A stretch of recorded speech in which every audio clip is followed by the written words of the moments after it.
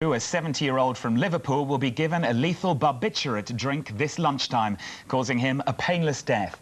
He says he no longer wants to carry on living with his condition, which has left him paralysed from the neck down. So should everyone have the right to choose when and how they die? Is that the humane way forward, or the thin end of the wedge that could end up with depressed and emotional patients making tragic choices? Today, we want to know, should the right to die be legal? Now, you can let us know by calling us on 08700 100 150, or you can text us your comments on the mobile on 82237. Now, as always, the morning show's chairwoman, Nav, has been weighing up the arguments. There is no cure for motor neurone disease. It's a creeping paralysis that finally ends in death. The law doesn't allow patients who are severely terminally ill to have someone help them to die. And so many people believe that that law should be changed. One of those people is 70-year-old Reginald Crew. He's travelling to Switzerland today to be assisted to commit suicide. He wants the law changed here. Diane Pretty tried to argue her human rights were being violated because her husband couldn't help her to die, but she lost her case. Watching a loved one suffering unbearably is really, really difficult. Relatives agonise over wanting to help end the suffering, but not being able to do so legally. Some things now, they're just getting above me. I just can't carry on like this anymore. The wishes of the patient should always come first, and the law could help doctors who feel they are unnecessarily treating patients who will inevitably die. Do you want to give the power of playing God to doctors? Why aren't we looking after our elderly and terminally ill? Shouldn't we just be providing more hospice and long-term care?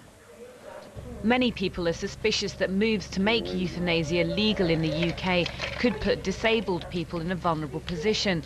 The debate about assisted suicide can make terrible assumptions about the quality of disabled people's lives.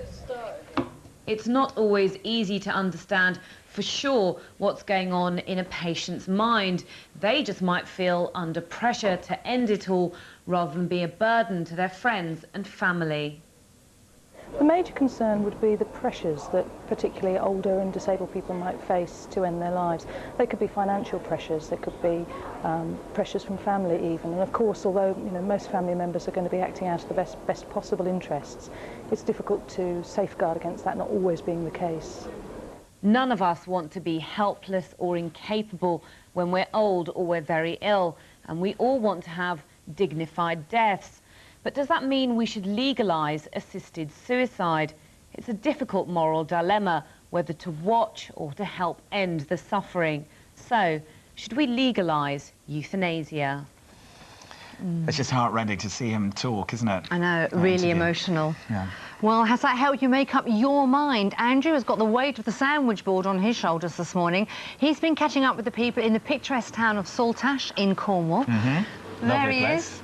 Indeed. And it looks like 95% of you, it's a massive 90%, 95% think we should have the legal right to die. That's interesting. A really big majority there. Well, that's the picture in Cornwall. We want to know what you think too.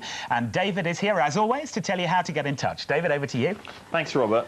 Now, we're really keen to hear what you think on this one. Here's the question, and it's the right to die. Should it be legal? Now, it's already allowed under strictly controlled conditions in Holland and Belgium, but would you like that to happen here? It's a difficult subject today, but do let us know what you think. Now, you've already been voting so far this morning. We saw 95% locally there, but looking across the country, we've got 83% of you are saying yes. 83% of you saying yes. Now, here's how you can vote. It's as simple as picking up the phone. Here's a number. It's 090 1190 2233. If you're watching us on digital satellite, you don't even need to move from your chair. Just press the red button on your remote control.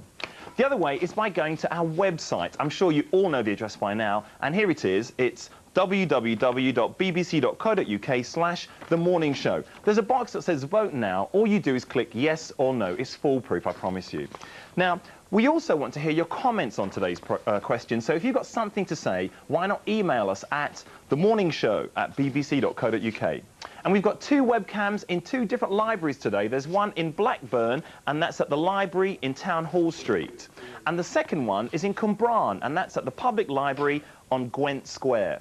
Now, there are no excuses. There are always people to help you with this. So, and also, if you look roughly here on your screen, you can see how the vote's constantly changing throughout the show. And, of course, if you want to change it your way, send us your vote.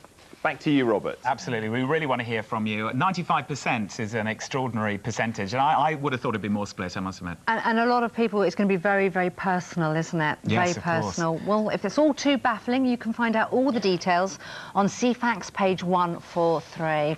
Now, let's catch up on the showbiz news this morning. Hollywood